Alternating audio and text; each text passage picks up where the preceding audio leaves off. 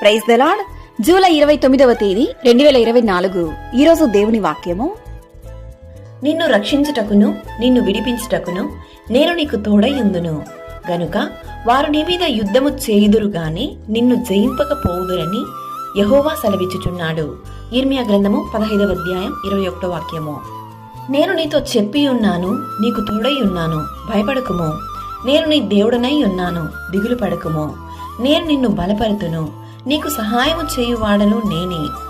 నీవు దేనిని బట్టి భయపడనక్కర్లేదు. బాధించువారు నీకు దూరముగా నుందురు. నీకు విరోధముగా రూపింపబడిన ఏ ఆయుధమును వర్ధిల్లదు.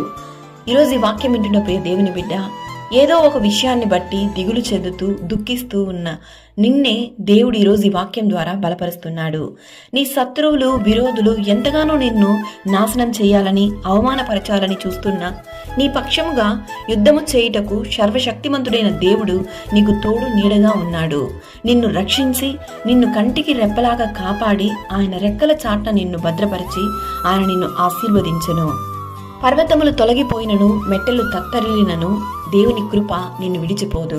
కావున దేనిని బట్టి చిందించకు, కృంగిపోకు, సోలిపోకు.